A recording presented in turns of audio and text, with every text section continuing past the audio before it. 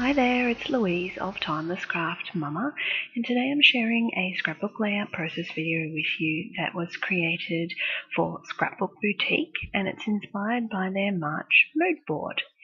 My layout was something really fun and different for me. I quite enjoyed this, and I'm going to show you how I put this page together. Primarily, I've used some collections from Avery L, and you'll see me flick through this particular paper pad here. I do apologise, I lost some of the video. For whatever reason, it stopped recording, so you do miss a little bit of that, but you will see me use some of these papers to put this layout together. So I'm starting off by just building some layers under this photo that I've chosen, and I really liked this paper pad because it had lots of neutral colours in it. So it had the black, the grey, the off-white, and that sort of really light, I don't know what you'd call it. It almost looks gold in the video, but it's not really. It's kind of like a brown. It's very neutral coloured anyway. So I've gone ahead and just picked some of these papers, and I'm going to build behind this layout. Now the background paper that I'm working from and some of the collections that I'm using on this particular layout all come from Cocoa Vanilla Studio, another of my favourite manufacturers. So I'm just taking a couple of different collections and manufacturers, and I'm going to put those together into the one layout. When I initially started this page, I wanted to actually make this cluster with the photo, and then I was going to cut the cluster in half and actually pop it either side of the page. So it's something I'm going to work on, but it just didn't fit with this particular page.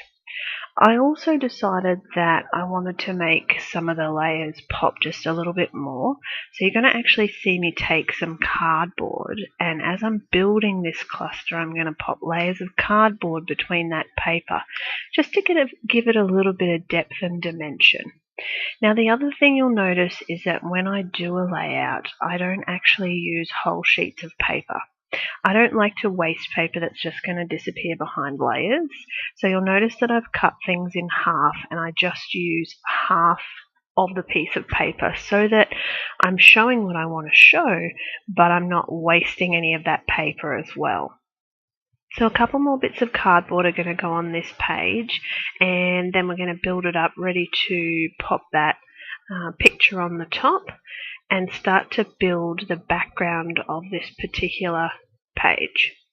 So I've started just with some white cardstock, and of course my tape runner had to run out there, so I'll go back to the good old double-sided tape. So white cardstock for the background, and then the outside piece is just some Cocoa Vanilla Studio paper that I had lying around. So I'd already cut the middle of it out and used it on a layout, and this was just the leftover part.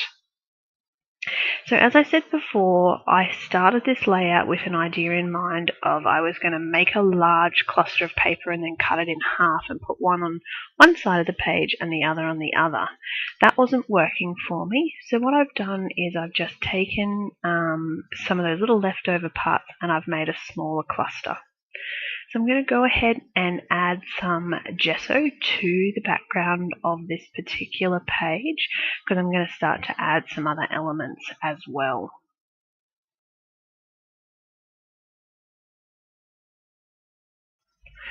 So I just spread that gesso around in the places where I knew I was going to put mediums, and just let it dry naturally. If you prefer to heat dry, you can by all means, but I like to let my mediums dry naturally if I can, which is why you'll sort of see my videos cut in and out now and again.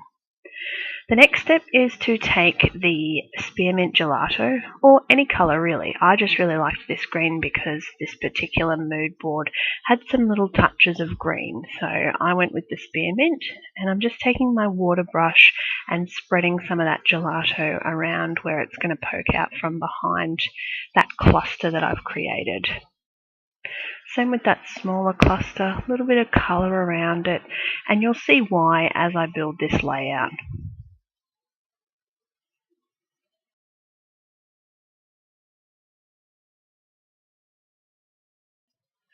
So again, I'm just going to let that dry naturally, and then I'm going to start to add some other layers to this particular page, starting with this stencil from Kaisercraft. It was one of their newer releases, and I'm going to take the fluid chalk edger.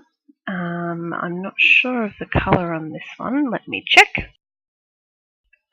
Okay, so the colour is dark rust, but of course you'll be able to see in the blog post a link to all the products that I've used in this page. I love these fluid chalk edges because they're really great to either go around a photo or put through a stencil. They are quite fluid, so you don't need to push very hard, and they react to water, so they're really easy to clean up. And if you want to go ahead and spread them around a little bit, you could do that with a watercolour brush. Really great to use. So I quite often will put them on a background or ink around a photo. They're also great if you have distressed the edges of some paper and you want to then go ahead and put some colour on it. So the fluid chalk edges really do add lots of colour without making it sort of too rough. So I'm going to go ahead now that I'm happy with the background and stick all those layers down. And I'm going to take some of the goodies from Cocoa Vanilla Studio and start to just pop different pieces around the page to see what I'm going to use. And you'll notice that half of the stuff that I'm pulling out here really didn't fit that well with the layout of what I was trying to achieve, so I tended to leave most of it off. Some of the flares and the wood veneers go on, but other than that, those little die cuts, they didn't make it onto the final product page. Okay, so I've picked a couple of things out, but I'm still not quite sure where I'm going to put everything, so I decided to go ahead and deal with the titling of this page and the story. So I'm going to call my layout Egg Hunt, and that's because this particular photo was Easter, and we went camping. So because we'd gone camping, it was a little bit tricky to deal with chocolate Easter eggs. And not only that, I don't like to have the boys have too much sugar. A little bit here and there is okay, but me personally, I know what happens when you have too much sugar, so I try to limit their sugar intake. With that in mind, I bought these little plastic Easter eggs, and we used those for the Easter egg hunt. And they were actually a great toy to have away camping because they could pop open, you could change the colours. They were really great, and the boys just had such a fun time with them.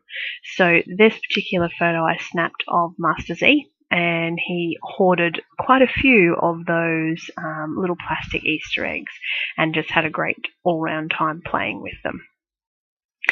So while I have been talking, you'll see that I'm starting to add just some cotton layers and gluing some of the little touches down, some of the flare buttons, some of the wood veneers. I've got my title there ready to go, and I'm getting more and more happy with this particular page. Probably the one thing that it was lacking was some of that background colour. So I'm going to again take that spearmint gelato that I used before and go through the same process that I did. So I'm just going to add some colour onto those papers that I've layered just to bring everything together, help it to pop, and just start to add a little bit more to this particular page. Now, the one thing I had to be careful of was because those fluid chalk edges react to water, I couldn't actually put any more of the watered down gelato on where I had put the stenciling. So you'll see that I'm going around that there, trying not to smudge that stenciling, because if I touch that with the water brush, it's just going to smear that colour everywhere. The final step in this layout is I'm going to take some little touches, some stars and arrows, and just those final little things that make this layout what it is. And I'm going to pop on some journaling and it'll be done. A couple more final touches, just popping a couple of the stickers from this Cocoa Vanilla sticker sheet around the page. I just wanted to bring a little more of that colour in, the orange especially that you can see in the eggs. That's the whole reason I used a colour photo, was because it had those nice bright colours. So I'm going to go ahead and lay some stickers around this page and we're all done.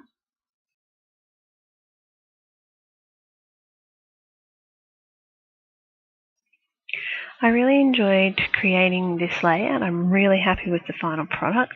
It certainly wasn't what I had in my head of how I would complete this page, but I think that I've definitely made it a page that has some nice balance. I'd certainly welcome any comments or questions, any if you want me to do a follow-up on some more of those fluid chalk edges, I'd certainly be happy to do that. Thanks so much for watching. I really hope you enjoyed this video. Make sure that you have subscribed to my YouTube channel or my blog or things like that if you'd like to see further videos from me. I will be starting to do videos more and more, so make sure that you have checked out the links to be able to pick up some of those videos. Thank you so much for watching. I am Louise of Timeless Craft Mama. Hope you enjoyed, and I will chat to you soon.